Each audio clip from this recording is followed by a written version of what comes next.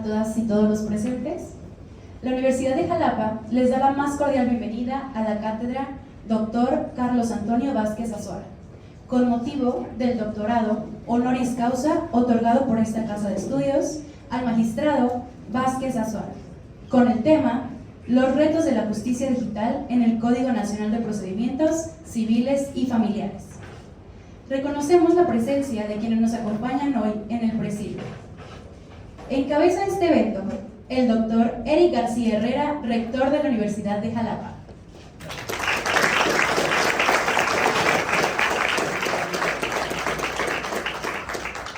Nos honra con su presencia el magistrado doctor Carlos Antonio Vázquez Azuara, quien impartirá la cátedra magistral que lleva su nombre.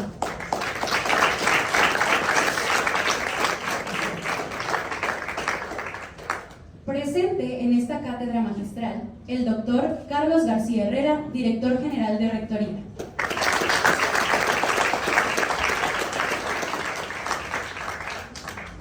Junto a ellos, el doctor Bernardo Miguel Sánchez Vigil, como titular de la Escuela de Derecho, jefatura en la que fue instituida la cátedra doctor Carlos Antonio Vázquez Azuara.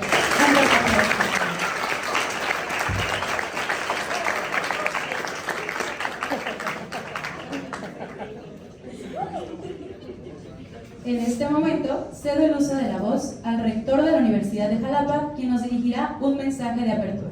Adelante, doctor.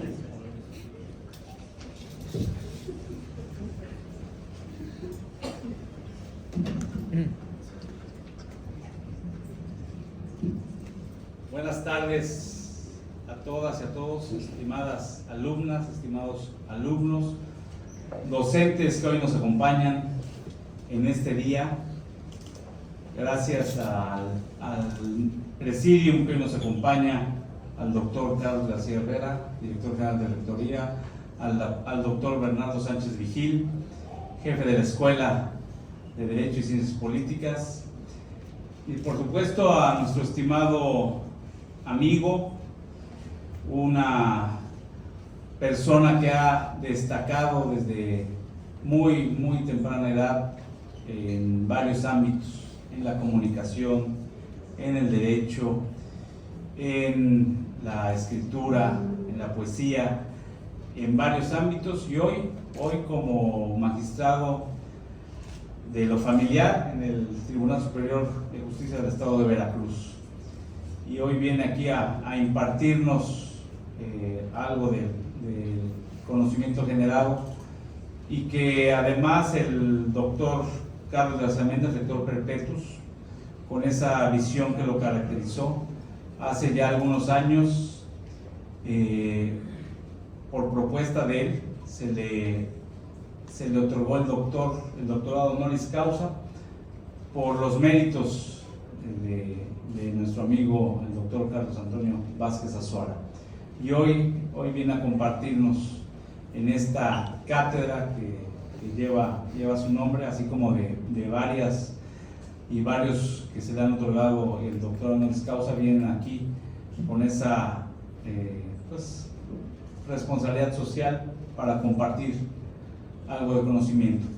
Y también, haciendo un paréntesis y hablando de responsabilidad social, quiero comentarles que la Universidad de Jalapa, su universidad, está instalando un centro de acopio para poder llevar ayuda a nuestros hermanos y hermanas veracruzanas y veracruzanos que están sufriendo ahorita mucho en el norte del estado, por lo que les pido su cooperación, su apoyo. Vamos a estar recibiendo víveres, vamos a estar recibiendo ropa para poder organizarnos y llevarla junto con algunos de ustedes que sean originarios de estas zonas, nos acompañen y llevemos y se entregue en manos de los que lo necesitan. Así es que pedimos, como siempre, de su solidaridad. Y bueno, regresando a este punto que nos reúne hoy, y en un día también, a una semana de llevar a cabo nuestra ceremonia protocolaria de entrega de documentos a nuestra graduación. Hoy tenemos mucho movimiento porque me ha acompañado el doctor Carlos García Herrera en varios eventos, tanto protocolarios como exámenes que han sustentado nuestros recién egresados, y esperamos ustedes muy pronto también estén en ese ámbito. Y hoy ha sido un día de mucho movimiento, como bien lo sabes, doctor, ¿no? Y agradezco tu presencia de nueva cuenta, de tu esposa, y que siempre esta es y será tu casa. Esta es tu lugar donde, como me lo comentaste, pudiste desarrollar muchos de tus proyectos, y hoy que estás en la magistratura, sabemos que lo haces con mucha responsabilidad, con mucha ética, como siempre lo pidió nuestro rector perpetus. Muchas gracias por venir aquí a compartir el conocimiento con los jóvenes, con nuestras alumnas y alumnos, y que esta cátedra se haga cada año, es lo que le hemos pedido al doctor Bernardo Sánchez Vigil. Coordine, en próximas fechas también estará la cátedra del doctor Luis Gordillo de la Universidad del Deusto en el País Vasco, y que también ustedes serán invitadas e invitados. Muchas gracias, muy buena tarde. Saber para trascender.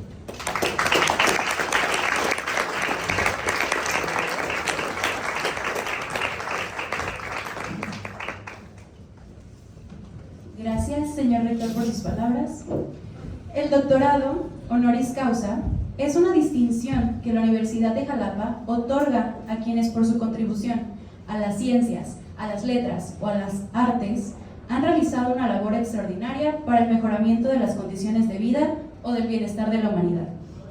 En el caso del doctor Vázquez Azuara, es un gran ejemplo de ello. Además de pertenecer a nuestro claustro académico, tiene grandes méritos y amplia trayectoria en el estudio, enseñanza, investigación y divulgación de las ciencias del derecho, distinguiéndose en la utilización de las tecnologías de la información y extensa producción editorial jurídica. Antes de ceder el uso de la voz al magistrado, doctor Vázquez Azuara, me permitiré leer unas breves líneas curriculares de su extensísima experiencia laboral, académica y profesional. Es licenciado en Derecho y licenciado en Ciencias de la Comunicación por la Universidad Veracruzana. Es especialista en estudios legales y maestro en estudios legales, ambos por la Atlantic International University, Estados Unidos.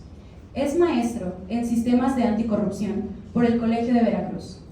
Es doctor en Derecho Público, con mención honorífica, por el Instituto de Investigaciones Jurídicas de la Universidad Veracruzana.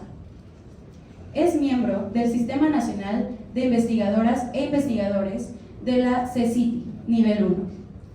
Está certificado en diversas áreas del derecho por organismos públicos nacionales y estatales. Pertenece a diferentes colegios, barras y asociaciones del derecho estatales, nacionales e internacionales. En cuanto a su experiencia profesional, fue abogado postulante por más de 20 años y desempeñó diversos cargos en la administración pública y en el sector privado. En el ámbito jurídico, es docente de licenciatura, maestría y doctorado en diversas instituciones educativas públicas y privadas, estatales y nacionales. Es autor, coautor y coordinador de diversas obras y artículos científicos, teniendo actualmente más de 40 libros publicados. Es docente e investigador en Ciencias Jurídicas con licencia en el Instituto de Investigaciones Jurídicas de la Universidad Veracruzana. Actualmente se desempeña como magistrado titular de la Sala Auxiliar en Materia Familiar del Poder Judicial del Estado de Veracruz. Y la razón por la que hoy nos reunimos con él es doctor honoris causa por la Universidad de Jalapa. Señor magistrado, doctor Carlos Antonio Vázquez Azuara, tiene usted el uso de la voz.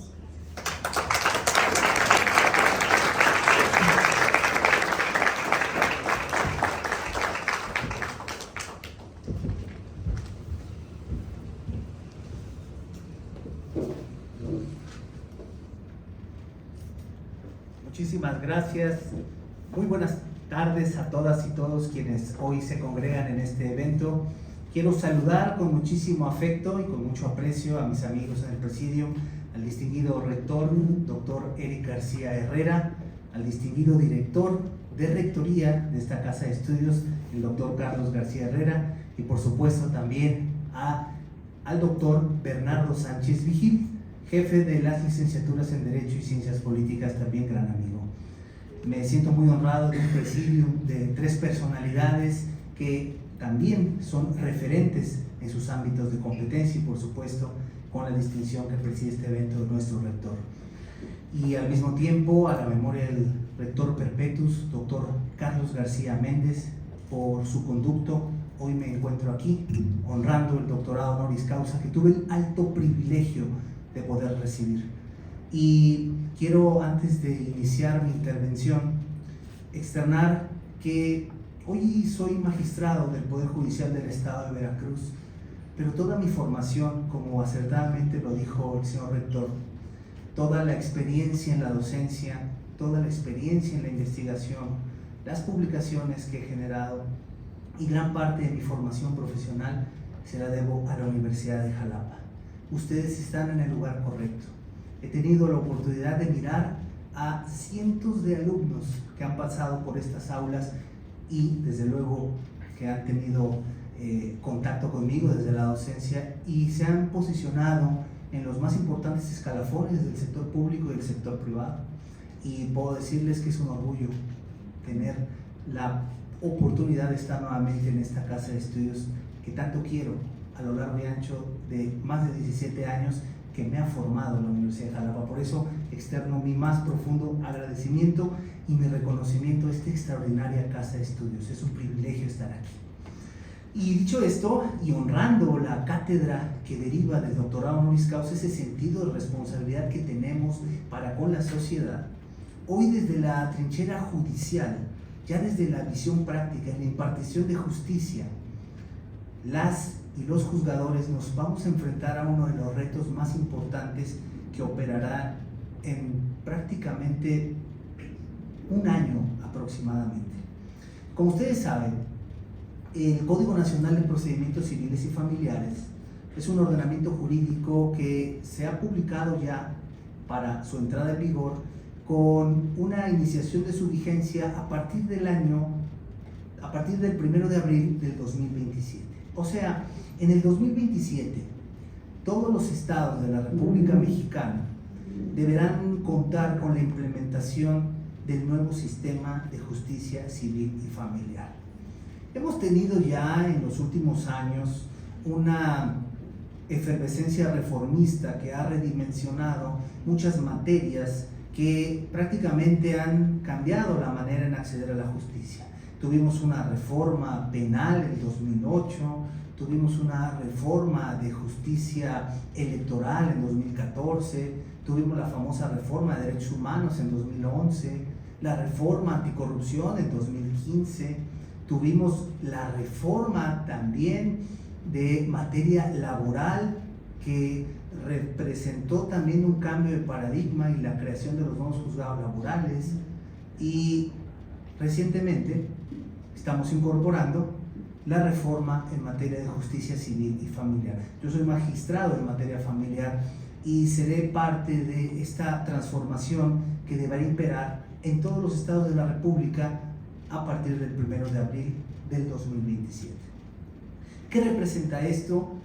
¿Cuál es el reto mayúsculo? Y aquí entra el elemento clave de esta conferencia: la tecnología. La tecnología ha permeado gran parte de la actividad jurisdiccional que tenemos en el país y hemos visto cambios trascendentes, importantes en materia administrativa, en materia de amparo, en materia laboral, en materia de mecanismos alternativos. Todas estas materias que he mencionado, la electoral por supuesto, ya dirimen controversias por la vía digital. Ya hablamos de audiencias digitales, ya tenemos notificaciones electrónicas, expediente electrónico, es decir, esto no es nada nuevo. Sin embargo, la materia civil y familiar, a partir de la famosa constitucionalización del derecho de familia y con el despunte tecnológico incorporado, da un giro vertiginoso, yo podría decir un giro de 180 grados, que representa un gran reto para la nueva generación de estudiantes, de litigantes y de impartidores de justicia. Miren, Si nosotros analizamos estos tres grandes rubros, es lo que vamos a enfrentar en la impartición de justicia en los próximos años. Vamos a transitar de las famosas audiencias donde se verbalizan documentos, donde se tienen ya esquemas muy estandarizados para los que ya llevaron materia procesal civil y familiar. Y vamos a transitar a un giro donde se incorporan principios, donde se incorpora una teoría del caso que no teníamos, donde se incorpora el expediente electrónico, donde se incorporan las notificaciones electrónicas, donde se incorpora un concepto que se llama metaverso, así viene en el Código Nacional de Procedimientos Civiles y Familiares, metaverso, que es el ecosistema digital donde las y los litigantes y los impartidores de justicia tendremos acceso para, desde luego, identificar todas las áreas relacionadas con cada expediente. Viene, por supuesto, la cadena de bloques o blockchain, que es esta serie de elementos que permiten la salvaguarda o la ciberseguridad del entorno digital jurisdiccional. Vienen conceptos importantes como la prueba digital, la prueba electrónica, el buzón digital. Y todos estos elementos, cuando nosotros vemos el glosario del Código Nacional de Procedimientos Civiles y Familiares y lo comparamos con lo que tenemos ahora, es una diferencia abismal. Tan solo pongo el ejemplo más común, la audiencia 219, la tradicional que todos nos sabemos de memoria. En este acto y haciendo uso de la voz, vengo a comparecer para manifestar, para fijar la litis, para ratificar en todas y cada una de sus partes, todo un esquema perfectamente bien cantado, que sencillamente a veces leemos, o en la mayoría de los casos ya le damos la hoja al escribiente para que la transcriba, la leemos, está bien, como si lo hubiera dicho yo, y no pasa absolutamente nada. La oposición de las pruebas, el famoso interrogatorio, si es testimonial, que diga el testigo, si sabe y le consta, o que diga el absolvente si es cierto como lo es en la confesional. Esquemas bastante tradicionales que venimos arrastrando. Y a pesar de que en los últimos años hemos sufrido algo denominado constitucionalización del derecho de familia, no tenemos un código familiar en Veracruz. Seguimos dividiendo las materias en personas, bienes, sucesiones y obligaciones. Es el Código Civil. Y la materia familiar hay que encontrarla ahí en medio de todos estos 4 grandes libros. El procedimiento ya ni se diga. El procedimiento no ha cambiado. Pero ahora ya va a ser obsoleto, porque para 2027 entra este nuevo Código Nacional. Es un compromiso enorme. Un compromiso enorme porque las audiencias ahora serán como en el ámbito penal, bajo el principio de contradicción, con el juzgador, la parte actora, la parte demandada, la autoridad que funge como representación social. Se van a grabar las audiencias, llegarán con nosotros magistrados en apelación y nosotros las vamos a revisar a través de los CDs y vamos a identificar si hay violaciones para que proceda o no la apelación que corresponda.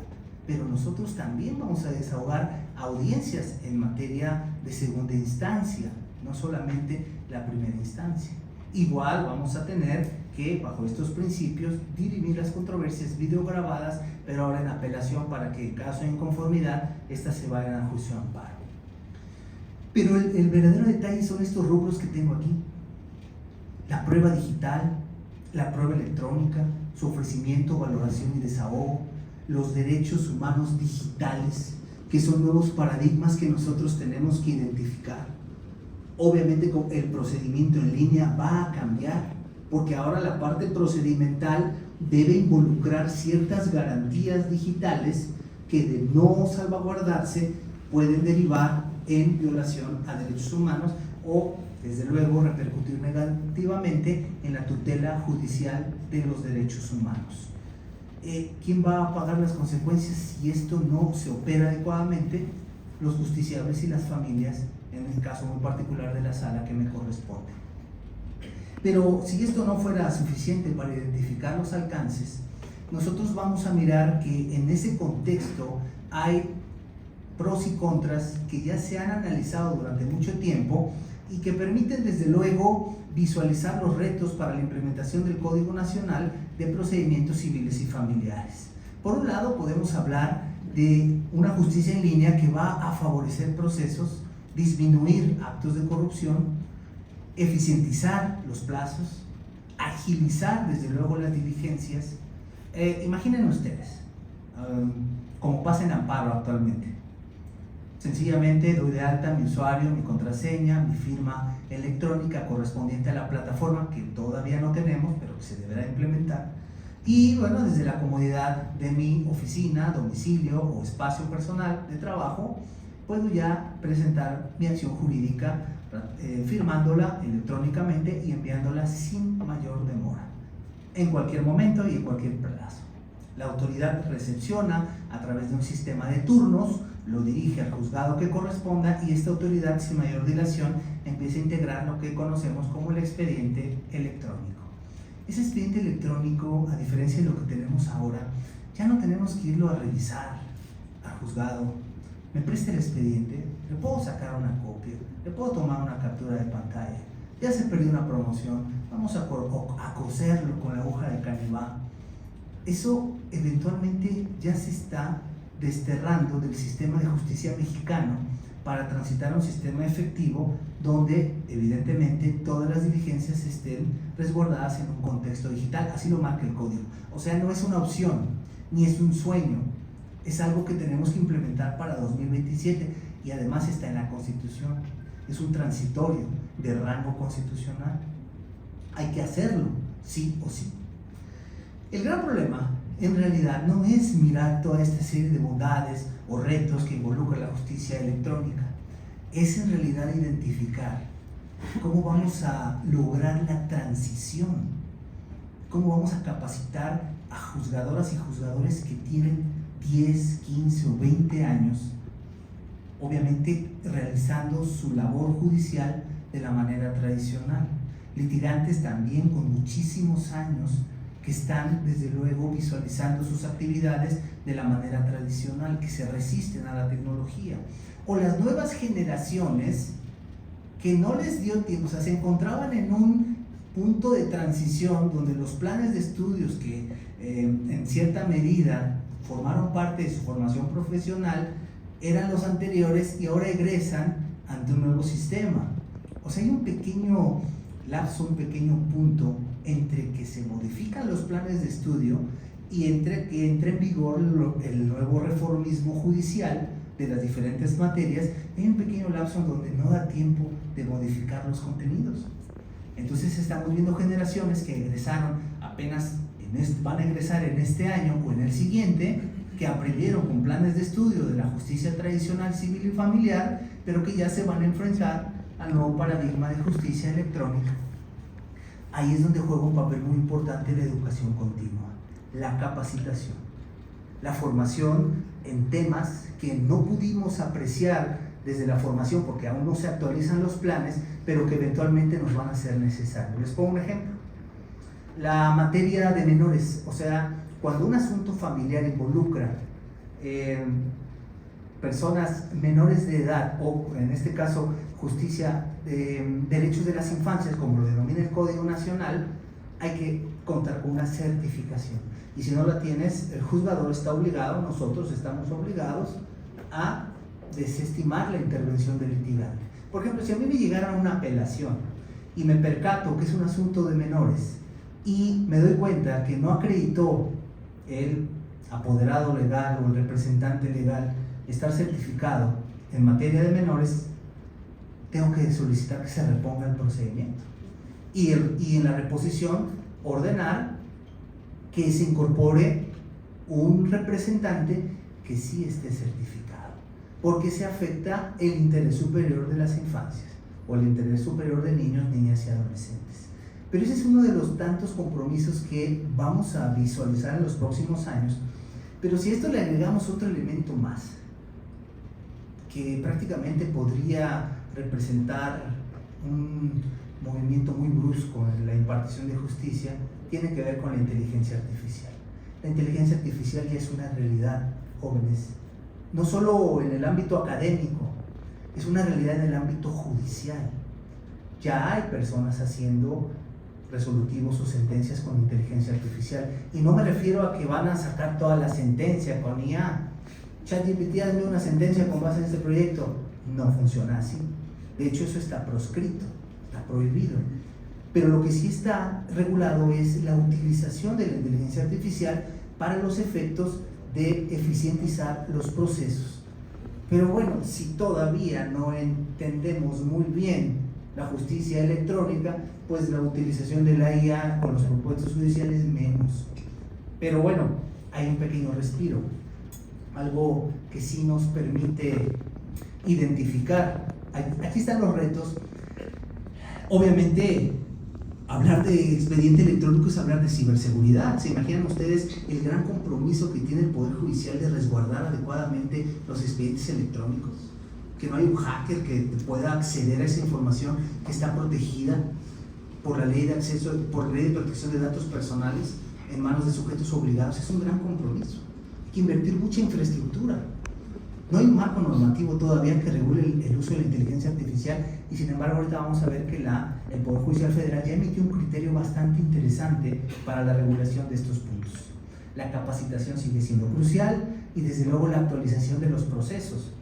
Miren, hay abogados hoy, ahora, y podría mencionarlos, pero obviamente no lo hago, porque se merecen mi reconocimiento, por cierto, que ya están elaborando sus demandas con inteligencia artificial.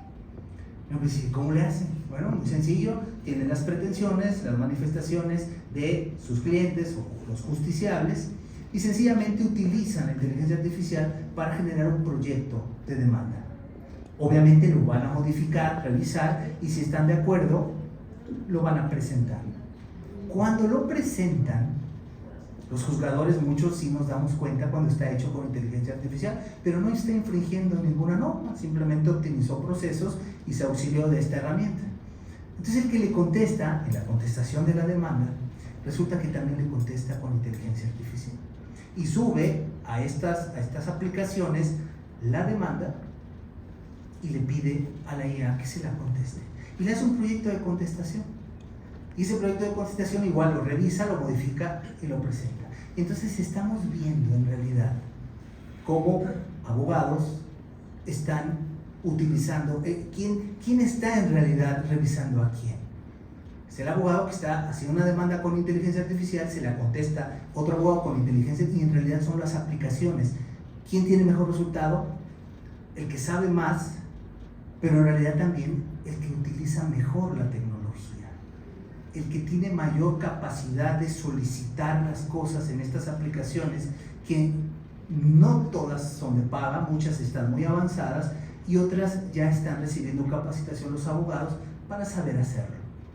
Y si a esto elaboramos que el juzgador, el asunto va a llegar a primera instancia o en apelación, y nosotros también vamos a estar usando herramientas de IA para eficientizar los procesos de resolución o sentencia, pues entonces se cierra un círculo donde, como lo decía Elon Musk, el hombre más rico del mundo y que además ha generado mucha tecnología, dice: el futuro de la humanidad se centrará más adelante en quién utiliza mejor la tecnología, y los analfabetas digitales serán desplazados notoriamente de las oportunidades de desarrollo de todas las naciones. No lo digo yo, lo dice Elon Musk.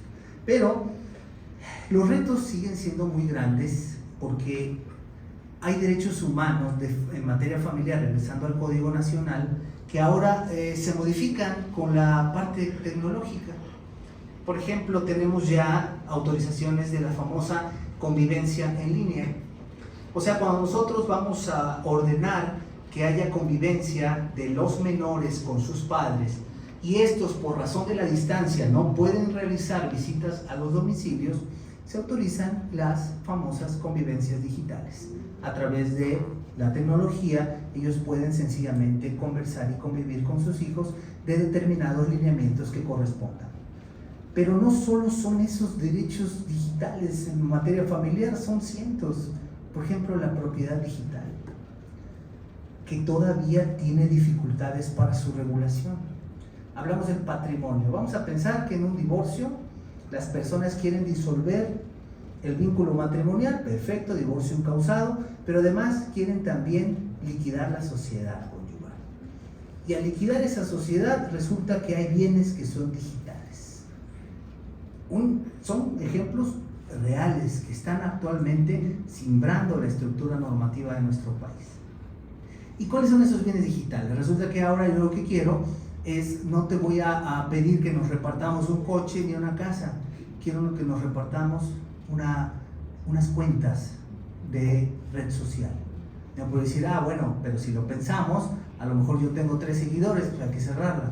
Pero el que tiene millones de seguidores, que monetiza mensualmente 15, 20 o 30 mil pesos, esa sí es más atractiva, ¿no? Te cedo mi cuenta, para 15 seguidores, mañana los tengo. Pero, oye, ¿yo qué crees? Soy influencer y yo tengo una cuenta que monetiza cientos o miles de pesos, porque pasa, lo sabemos muy bien, y esa sí la quiero. Y sea porque nos toca a los dos. Los espacios virtuales, espacios de almacenamiento, elementos de la nube, archivos digitales, todo eso se conoce como propiedad digital. Y esta propiedad digital tiene una forma de trasladar el dominio muy distinta. El gran problema es que muchos juzgadores todavía no la han logrado fundamentar bien en algunas resoluciones y se caen en apelación o en amparo. Ese es otro de los grandes retos que vemos respecto de este contexto digital. A propósito que viene el mes del testamento, yo hablaba sobre los testamentos digitales y el reto que tienen los notarios ahora para estructurar dentro de los testamentos el traslado del dominio a futuro de bienes de naturaleza digital.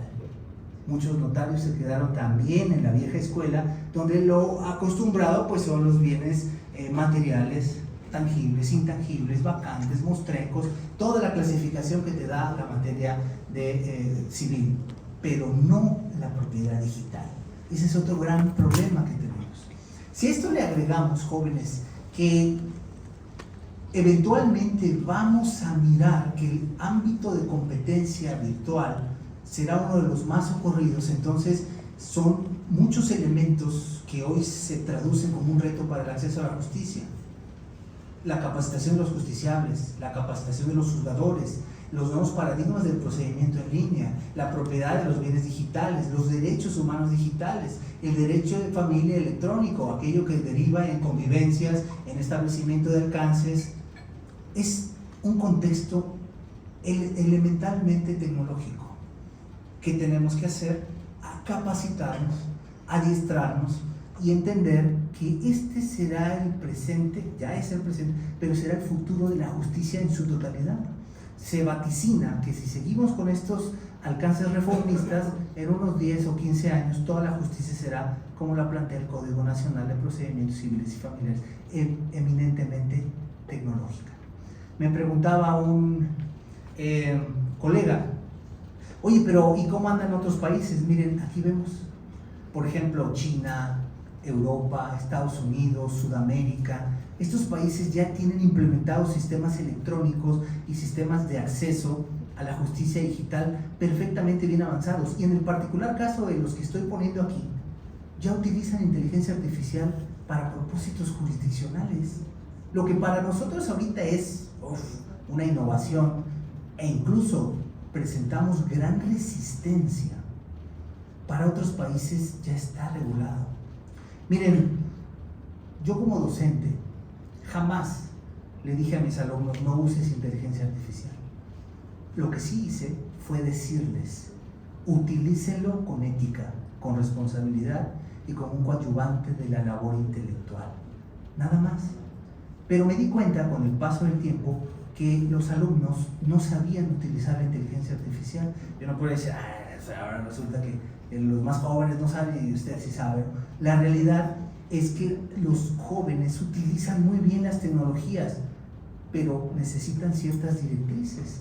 Y eso yo lo vi cuando un alumno se me acerca y me dice, yo le invalidé una actividad porque el Copilix dio 100% de plagio. O sea, copió y pegó de ChatGPT y a lo mejor ni lo leyó. Le puse plagio. Le digo, oye, no te valgo la actividad porque el Copilix me reveló que es todo plagio. Dice, maestro, pero usted dijo que usáramos la IA. Le dije, sí, te dije que lo usara, pero no te dije que me copiaras y me pegaras. Yo te dije, un coadyuvante, indícame en qué lo usaste, reflexiona tú, externa tus manifestaciones. Bueno, doctor, pero es que eso a mí nadie me ha enseñado a hacer eso. Si usted me explica, y en ese momento caí en la cuenta que tenía toda la razón. Nadie le enseñó al alumno a decir, mira, la inteligencia se usa así, pero si tú quieres citar algo, lo pones de esta forma, que se diferencie tu aporte de la coadyuvancia en la IA, que sea desde luego un motor para facilitar y agilizar tus procesos cognitivos. Eso no se lo enseñaron, ni a muchos se lo enseñaron. Entonces llegan los maestros y pueden pasar dos cosas. No la uses porque eso es para flojos, es para plagiarios. O ocúpala, pero no te voy a decir cómo. Y si encuentro un alto porcentaje de plagio, te invalido la actividad. Sí. Ese es un gran problema, porque en realidad lo que debemos hacer es instruir a las generaciones a utilizar las herramientas de inteligencia artificial, porque eso tenemos esa gran carencia. Pero ¿qué pasa? Si hay maestros cuya brecha generacional es muy amplia, no tienen idea. Y se genera un gran círculo vicioso. El maestro pide tareas, el alumno las hace con IA, el maestro las recibe y no se da cuenta, y entonces pone todo muy bien. Y el maestro hace como que enseña y el alumno hace como que aprende, y en realidad nadie cumple su función. Lo que debemos propiciar es un uso óptimo de la inteligencia artificial, y ahora sí, regresando al tema que nos ocupa, para la actividad jurisdiccional es exactamente lo mismo. Hay una frase que me encanta a mí. Miren, si ustedes van a una conferencia y si ustedes se ausentan de una conferencia y lo que vieron en esa conferencia, lo que se perdieron de esa conferencia, lo pueden encontrar en internet, entonces no se perdieron de nada, ¿eh? Pero si ustedes se ausentan de una conferencia y de lo que se perdieron fue de aportaciones, debates, generación de ideas, con conocimiento novedoso, entonces sí vale la pena. Tenemos ese gran problema todavía, que la tecnología está vista en cierta medida como un elemento que propicia más una actividad desleal que un coadyuvante oneroso. Y lo pasa en la inteligencia artificial. Miren, con esto ya voy a ir cerrando. Este es el criterio que emitió el Poder Judicial Federal recientemente, y le voy a dar lectura textual. Ojo, es el único que hay, ¿eh? Inteligencia artificial aplicada a procesos jurisdiccionales, elementos mínimos que deben observarse para su uso ético y responsable con perspectiva de derechos humanos. O sea, es un avance, pero también, ahorita vamos a ver cómo te limita un poco, o te limita mucho. Por un lado te dice, fantástico, la IA se puede usar sin problema, ocúpenla juzgadores. O sea, yo ya no me siento mal porque yo he propuesto en mi sala que ya estemos usando inteligencia artificial. Y oiga, pero es que no está regulado. Bueno, ya tenemos un criterio de la justicia federal, que es aislada, pero ahí está, sí tenemos oportunidad. Pero te pone 4 condiciones que si no se cumplen, entonces no podemos usarla. ¿Cuáles son esas 4 condiciones? Primero, proporcionalidad e inocuidad.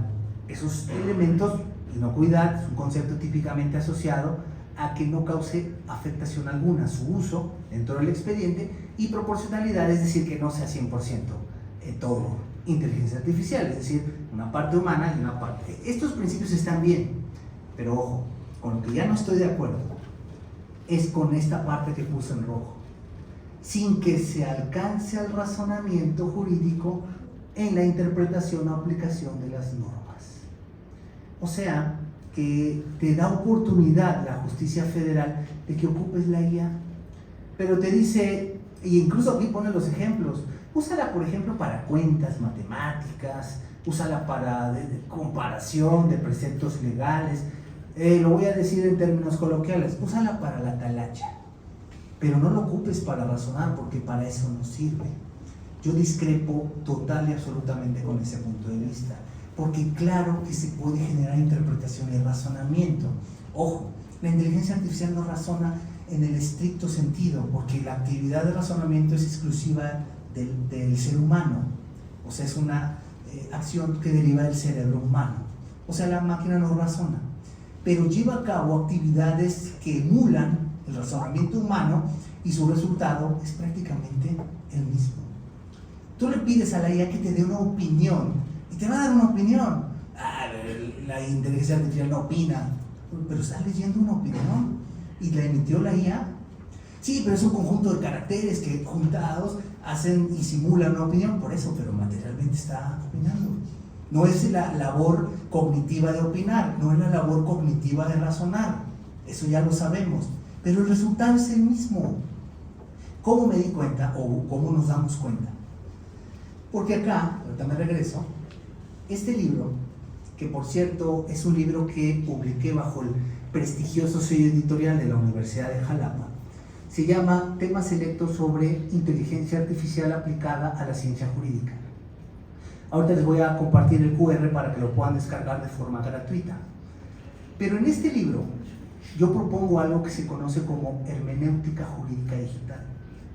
Para los más avanzados, la hermenéutica jurídica es la ciencia que se encarga de la interpretación de la norma. Entonces, la hermenéutica jurídica digital es la interpretación de la norma a través de la inteligencia artificial. Así lo propongo en este libro.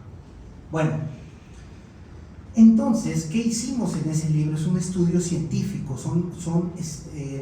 se llama experimentación aplicada, o sea, haces experimentos. Y se le alimentó a la inteligencia artificial, ojo, diferentes, ChatGPT, Cloud, Qwen, DeepSeek, Copilot, y se le alimentó un acuerdo de la justicia federal, o sea, un resolutivo, y se le pidió que emitiera un análisis ponderado, ojo, bajo la apariencia del buen derecho y el interés social, si concedía o no una suspensión provisional del acto reclamado. Yo no podía pensar, ¿qué no dice? Que no, eso es una actividad cognitiva de razonamiento, eso no lo deberíamos solicitar. Bueno, nadie dijo que no lo podemos hacer. A lo mejor no lo podemos incorporar a la sentencia citado, pero sí la podemos ocupar. Y entonces el resultado es fascinante, ustedes lo van a poder leer en ese libro, porque la inteligencia artificial te da un resultado de razonamiento brutal, que después se comparó con la opinión de juzgadores, se comparó con la opinión de criterios federales, o sea, se contrastó ese resultado que dio la inteligencia artificial con juzgadores locales y de justicia federal. Y el resultado fue, en más de un 77% coincidían los juzgadores con el resultado generado por la inteligencia artificial. Pero ojo, esto de la IA es como la famosa pata del mono que te concede deseos, que si no le pides bien, te da un resultado adverso. Que quiero ser inmensamente rico y te convierte en un platillo suculento. O dices, no, quiero ser adinerado, que en mis cuentas integres dinero sin que mates a nadie, sin que me afectes a mí. Y, entonces ya, le quitas las opciones de que te cause una afectación. Pasa lo mismo con la inteligencia artificial. Haz una tarea para el maestro Suara, que pide lo mejor de la materia familiar. Ese prompt no te va a dar ningún resultado eficaz. Pero ¿sabes qué? Quiero que, fungiendo como juzgador federal, analices este resolutivo y derivado de un análisis ponderado entre la apariencia del buen derecho y el interés social, con base en la legislación mexicana y atendiendo una visión progresista, determines si, y entonces le preguntamos bien, y te da resultados extraordinarios. Juzgadores, que yo tengo el gusto de conocer, se están orientando para identificar si confirman, modifican o revocan resoluciones de primera instancia. Cuando los asuntos están muy complejos, le preguntamos a la IA, ¿eso está proscrito por este criterio? Por supuesto que no, porque ahí dice que se ocupe. Bueno, también me puedo orientar y si su punto de vista yo lo redacto con mis palabras y no pasa absolutamente nada. Entonces, ¿qué puedo decir? Se debe y se puede utilizar.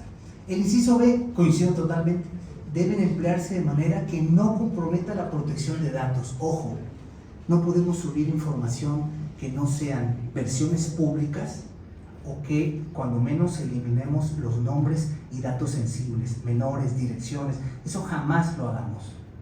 Es que nadie va a saber, es para una tarea. No, todo lo que suban, jóvenes, que sea propiedad o creación o que involucre datos, quítenlos, elimínenlos, te da el mismo resultado. La diferencia es que no comprometes protección de datos. En ese elemento estoy totalmente de acuerdo. Posteriormente dice la transparencia y explicabilidad. Ojo, yo creo, o yo considero, que ese elemento es parcialmente correcto. Y voy a explicar rápidamente por qué. Y ya con esto voy cerrando.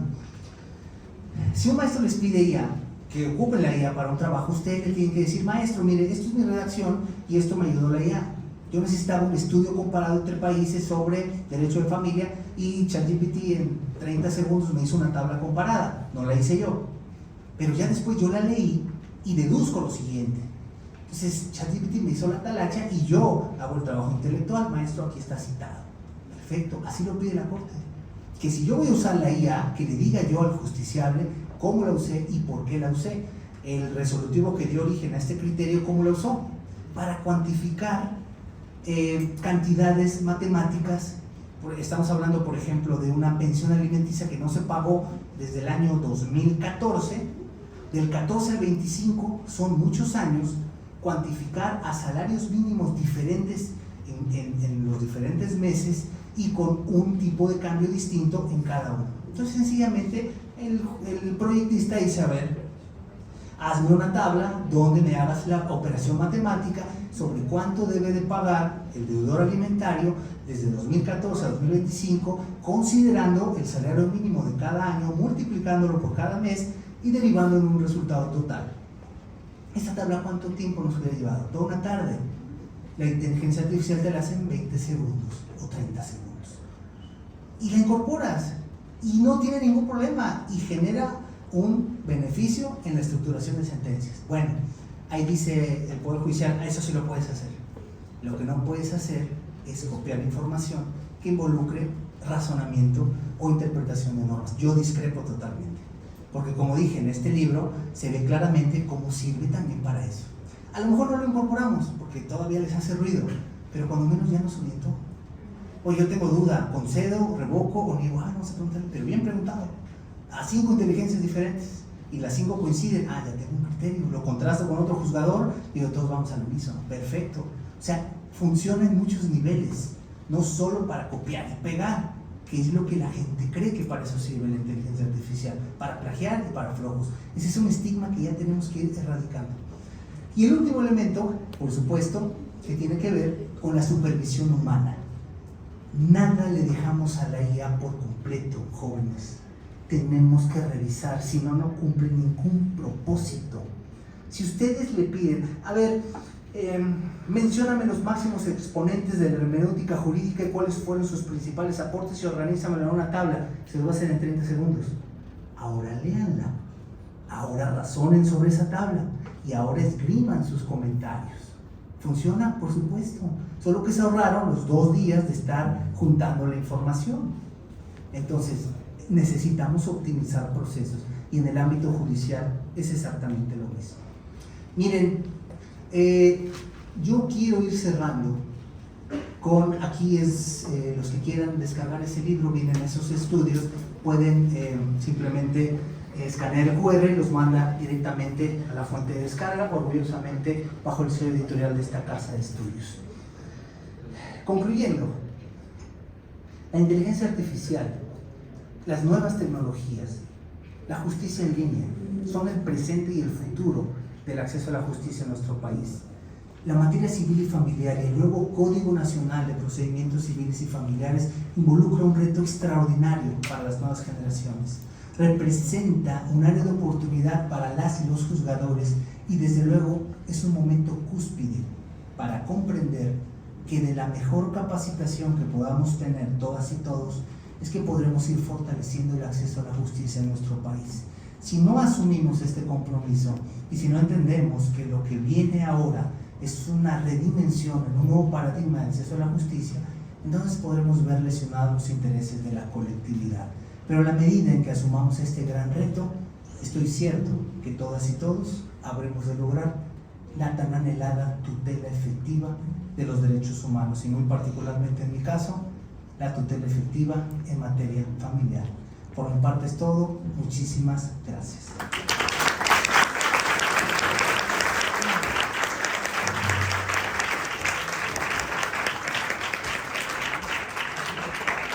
Gracias, doctor, por compartir con nosotros esta disertación. En este momento se abren los micrófonos para cualquier duda o comentario que tengan hacia ese ponente. Por favor de levantar su mano para poder acercar el micrófono. ¿Alguien tiene alguna duda? Adelante, anímense, muy atentos. Aprovechen.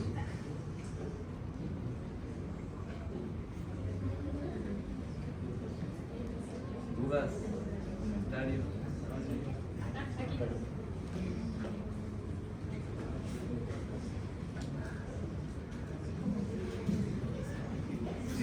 Buenas tardes. Agradezco mucho el conocimiento compartido, magistrado. Considero que es importante y relevante el tema, ya que estamos en esta casa de estudios formándonos y aprendiendo, y que debemos de utilizar estas nuevas herramientas de manera responsable. Si bien es cierto, la inteligencia artificial, conforme se va usando, también va aprendiendo, y el uso constante de esta tecnología pues también va a ser más acertada en la respuesta que dé a las solicitudes que le hagamos. Sin embargo, como bien comenta, algo que tenemos que cuidar es el tema de datos personales, y creo que es algo en lo que tenemos que tener todos de manera responsable al uso de estas tecnologías. Le agradezco mucho, ha sido muy interesante y de mucho valor para todos nosotros. Gracias.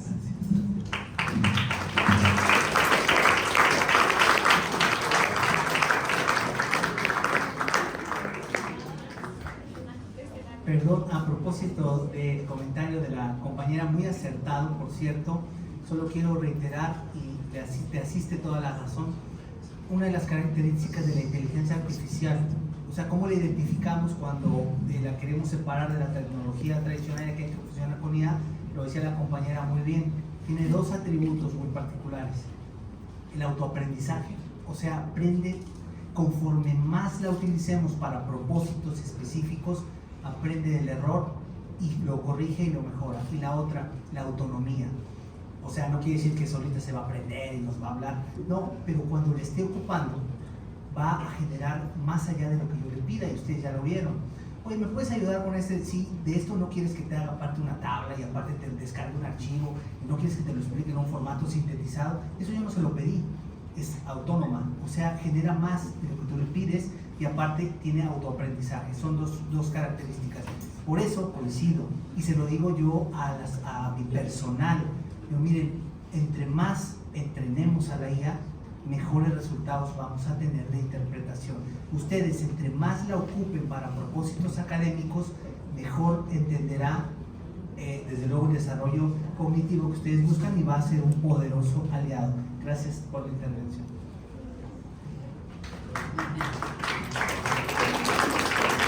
Buenas tardes. Mi pregunta más que nada va relacionada también en lo que nos había comentado hace rato, en el uso responsable de la inteligencia artificial y el saber cómo usarlo, porque yo creo que todos aquí la usamos de cierta manera, mas no tenemos el conocimiento de cómo usarla específicamente.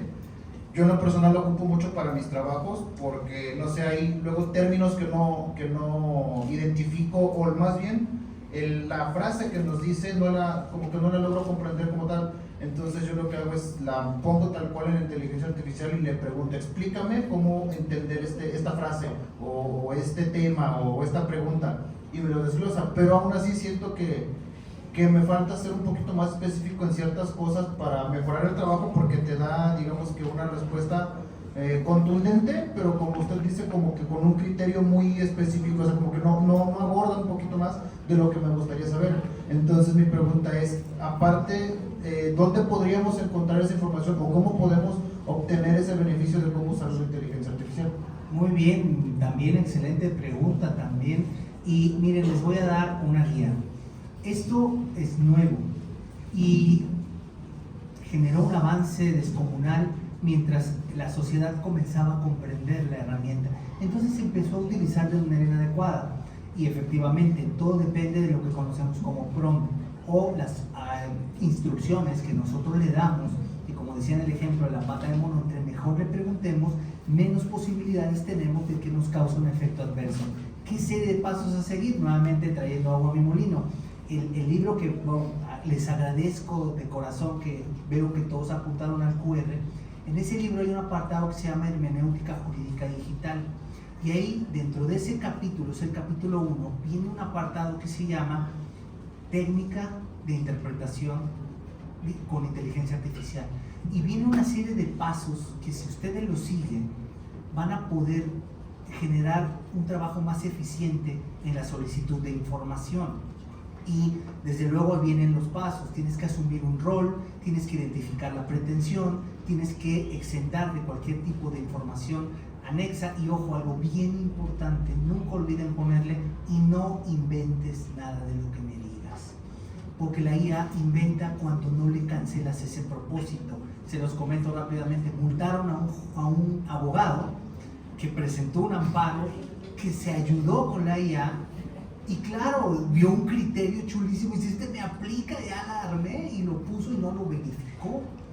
Lógico, era un criterio inventado, el tercero interesado se dio cuenta y dice, solicito que se le multe toda vez que está causando un efecto adverso.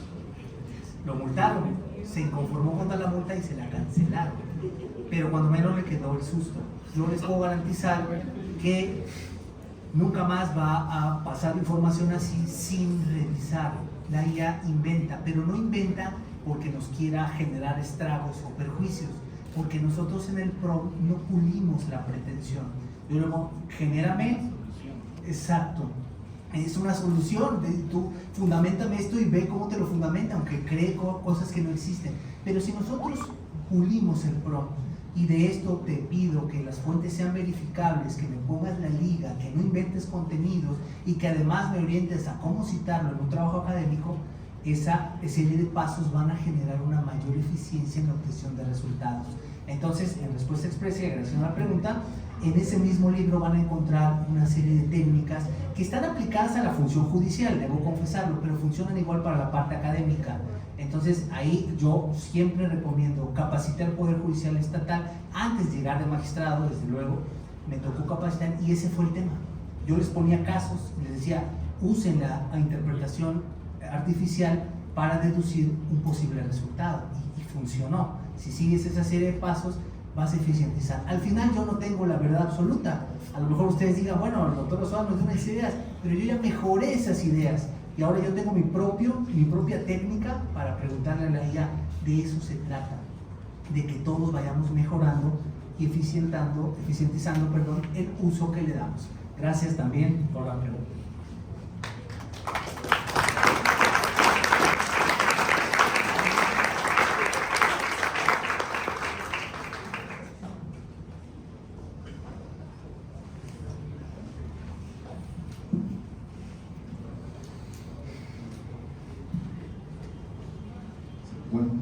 Buenas tardes, señor magistrado, con permiso de las autoridades universitarias.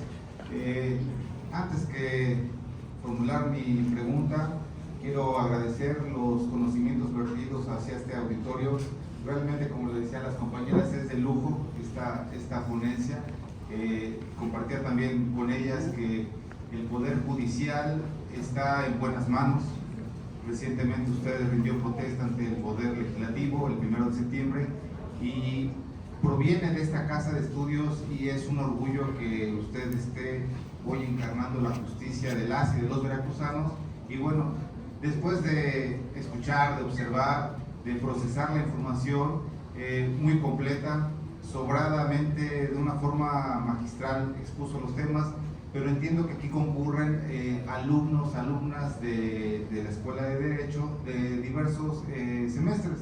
En lo particular, curso el 7º semestre. Y ya nos encontramos precisamente en esta etapa de la elaboración del proyecto de investigación jurídica, del seminario de titulación. En razón de lo anterior, mi estimado magistrado, cómo poder echar mano de la IA, que entiendo está sancionado, ¿no? Pero bueno, pues hay un precedente que usted nos puso estrictamente en materia judicial. Pero bueno, sí quiero mencionar una nota de una ministra que creo que ya fue una nota del año pasado, pero bueno, pues todavía sigue vigente, que por ahí hizo un tracto. Ya, ¿se acabó la fila o están en el momento justo? Solo a título personal, el cuestionamiento, aclaro a título personal. No, y lo he expresado también junto a un amigo mío, muy querido amigo mío, el magistrado Juan José Rivera Castellanos, que de la talla de usted, sin temor a equivocarme, de la talla de usted.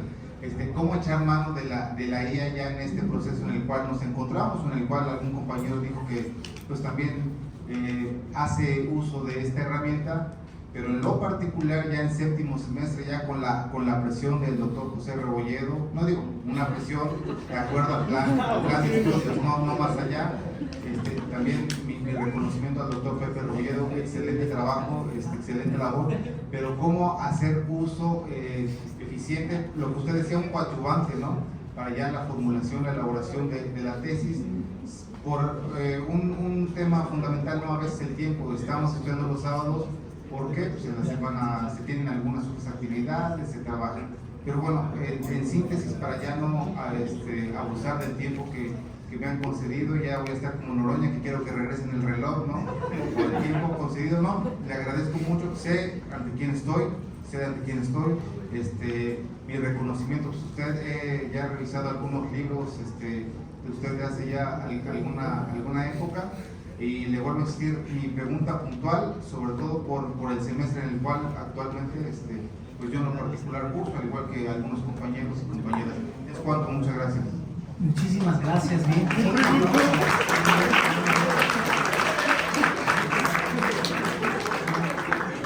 Primero quiero agradecer la gentileza de los comentarios, te lo valoro mucho. Doctor Juan José Rivera Castellanos, gran amigo, también tuve el honor de que fuera mi alumna, ahora es mi colega allá en el Poder Judicial, y por supuesto el doctor Díaz Rebolledo, también tuve el honor de que fuera mi alumno, pero brillante metodólogo, de veras, cuadros que tiene integrada la Universidad de Jalapa. Eso nos sigue demostrando que aquí hay una educación de altísima calidad, y te reitero mi agradecimiento por tus conceptos. Y quiero comentarles a todas y todos que lo que externó el compañero es de altísima relevancia. Los que no lo saben, se los comento ahora. Yo también soy maestro de metodología de la investigación, pertenezco al Sistema Nacional de Investigadores. Obviamente ya no puedo percibir ningún emolumento distinto a la impartición de justicia, pero el nombramiento lo tengo. ¿Por qué lo comento?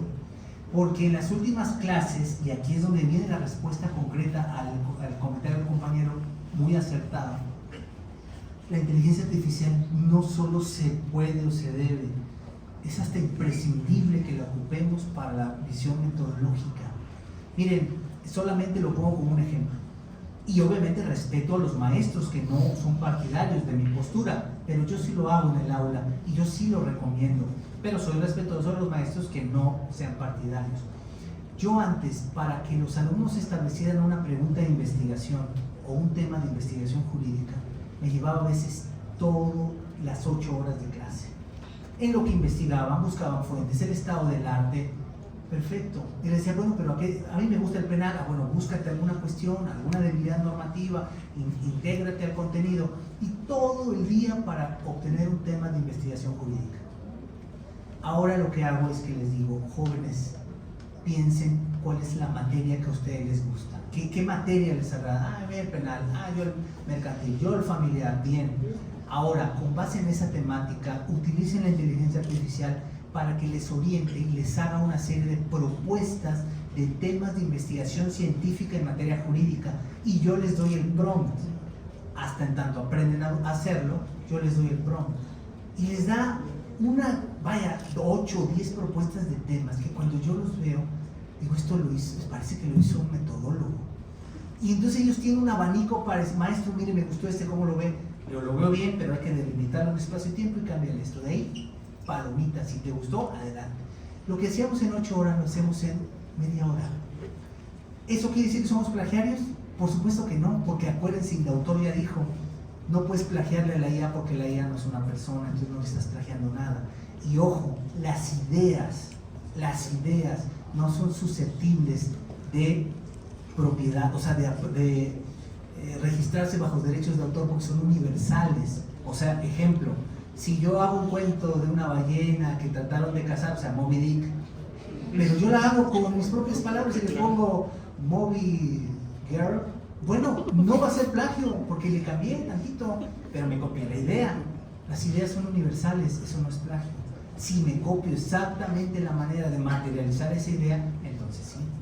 Entonces imagínense ustedes, propuesta de temas bien estructurados metodológicamente, tengo un abanico de 10 temas, que a veces el maestro ni siquiera, porque no somos omnisapientes, no le puedo dar sugerencias de temas a todos, y no todos tienen a veces claro qué quieren. Entonces, con una sesión de media hora de IA, todos terminan con temas jurídicamente correctos, metodológicamente viables, delimitados en espacio y tiempo. Ahora, ayúdenme a hacer la hipótesis, la respuesta exacta y concreta a la pregunta, misma función, revisamos, oye, a esta le falta, le corregimos, le quitamos, y cuando te das cuenta tiene los elementos básicos del protocolo en una mañana, de todos los alumnos. He tenido grupos jóvenes de 28 alumnos, imagínense 28 protocolos. Con la IA eficientamos procesos increíblemente y ya terminan el protocolo. Y ojo, con esto no estoy diciendo que se plagian el protocolo, o sea, no hacemos eso, sino que nos da las ideas, a partir de ellas construimos y entonces sí generamos resultados. Oye, genérame una serie de 10 fuentes verificables de portales indexados que me permitan fundamentar este tema de investigación. Te dan las 10 fuentes. Algunas las cliqueas y te manda páginas que no sirven. Esas las eliminamos. Pero si ya me está mandando a fuentes verificables, entonces yo a partir de eso ya construyo y empiezo redacción propia y generas.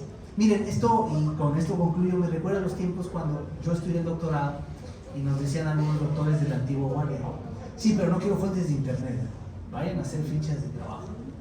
Yo, pero ¿por qué si hay libros electrónicos? Sí, pero eso no sirve, aquí no está. Y tenías que ir a hacer tus fichas de trabajo y sacar copias y capturar los contenidos. Y a los pocos años, hoy, no hay ni un trabajo de investigación serio que tenga fuentes en papel. Eso ya es hasta mal visto. Todo es fuente electrónica. En pocos años vamos a ver lo mismo. No es que no usen inteligencia artificial, eso es plagio, eso es para flojos, eso no sirve. En poco tiempo van a decir, oye, úsala, pero nos van a enseñar cómo. Estamos en esa transición. Entre tanto, yo soy muy respetuoso de los maestros que no la ocupan para ese fin. Personalmente yo les enseño a mis alumnos a usarla, voy revisando contenidos y créanme, construimos protocolos que antes llevaban 2 o 3 sesiones en cuestiones de horas y en grupos grandes. Funciona, es mi recomendación muy respetuosa, desde luego a reserva de los maestros, y reitero mi respeto para mi querido amigo el doctor Rebolledo.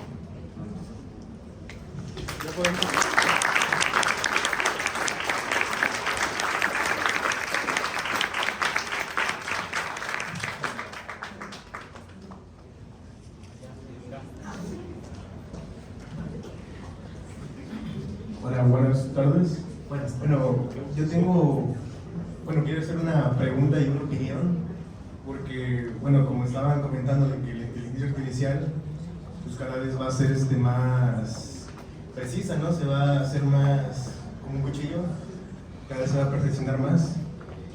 Piensa que en el futuro, actualmente, pues hay un sesgo para usarla, pueda, en su opinión, cambiar el papel del abogado, o sea, sustituirlo en uso de inteligencia artificial, y si crees que sean relevantes también los abogados futuros para defender a los acusados. Gracias, muchas gracias por la pregunta. Y miren, realmente esa es una reflexión que uno pudiera pensar que está muy lejana, pero ya hay una lista internacional de profesiones que en los próximos años van a desaparecer ante la presencia tecnológica. Ojo, profesiones, no profesionistas, es diferente. Es que como la IA ya va a hacer sentencias, al rato ya no van a ser ni magistrados. Qué bueno que yo estoy ahorita. Ya cuando se me acabe, entonces ya la IA queda. No, pero la realidad es que eso no quiere decir que se acaba el trabajo. O sea, la parte humana supervisa. Y hasta este momento no tenemos tecnología plenamente autónoma. Entonces, la inteligencia artificial, eso sí es una realidad, eso ya lo dijo también Elon Musk en una conferencia. Dice, todavía falta mucho tiempo para que la tecnología suplante la labor humana. Lo que sí es una realidad es que las personas que usan inteligencia artificial están desplazando a las que no la saben utilizar. Eso ya es una realidad. Entonces, más adelante vamos a ver que el papel del abogado y del juzgador en realidad va a ser y tendrá mucho que ver con su capacidad de utilizar la tecnología con los propósitos de su profesión. Entonces ya no vamos a invertir tiempo en el trabajo que nos lleva mayor empleo, desde luego de horas, y esto se va a subsanar por una mejor capacidad de implementar la tecnología al servicio jurisdiccional. O sea, el abogado seguirá siendo necesario, pero tendrá mayor eficacia. Y les pongo un ejemplo muy breve y rápido. Un abogado que contesta, que hace un proyecto de demanda con IA, recibe en su despacho a 5 clientes y cada cliente quiere una pensión alimenticia. Entonces ese abogado agarra y toma los hechos de cada cliente, lo sube al ChatGPT y le pide, oye, hazme un proyecto de demanda de alimentos con base en la legislación aplicable al Estado de Veracruz, con una visión convencional, constitucional, sin inventar contenidos, sin inventar un super prompt, y le genera un proyecto de demanda. Revisa las prestaciones, fundamentos del derecho, le cambia, le corrige, y en cuestión de unas 2 horas tiene algo que le hubiera llevado quizás toda la tarde o hasta 2 o 3 días, pero tiene 5 clientes. Y entonces, como tiene que hacer 5 demandas, le va a llevar 1 o 2 o 3 semanas. Pero si tú tienes a tu alcance la IA y la sabes usar, esas 5 demandas las vas a tener en 2 días y las vas a presentar. Y si es una presentación en línea, ni siquiera te vas a tener que trasladar al juzgado o a sacar las copias, porque tienes firma electrónica. Entonces, un abogado digital, como lo han definido muchos, tendrá una capacidad de generar acciones de manera más eficiente. No quiere decir que la IA lo está sustituyendo por completo, pero él está potenciando sus habilidades. Entonces, y ahora te vas al despacho del que no tiene tecnología ni laptop, ese apenas está redactando la segunda demanda o la tercera. Entonces todos los clientes se van a empezar a ir con el que sabe más. ¿Por qué? No porque sepa más, porque es más eficiente en la generación de resultados. Entonces, todavía no podríamos hablar a corto ni a mediano plazo de una sustitución total, pero lo que ya es una realidad es que los que estén mejor capacitados en este rubro tendrán mejores oportunidades y mayor impacto en la eficiencia de su profesión. Por eso, no solo recomiendo, sino considero que es imprescindible que sigamos abonando a la capacitación sobre estos temas. Gracias por la intervención también.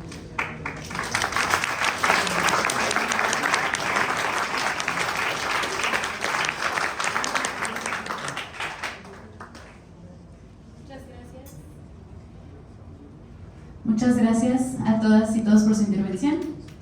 Para finalizar, solicito al doctor Eric García Herrera, rector de la Universidad de Jalapa, pase al frente para entregar, con motivo de esta magnífica exposición, el reconocimiento al doctor Carlos Antonio Vázquez Azuara, que a la letra dice: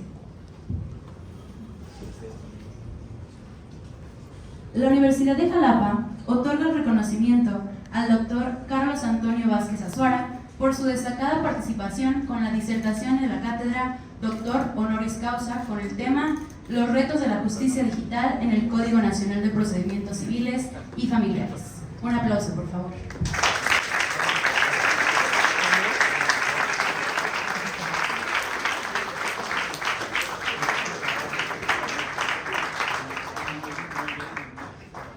A continuación, les pedimos a nuestras autoridades que nos acompañen en el presidium, pasar al frente para realizar la toma de la fotografía oficial, por favor.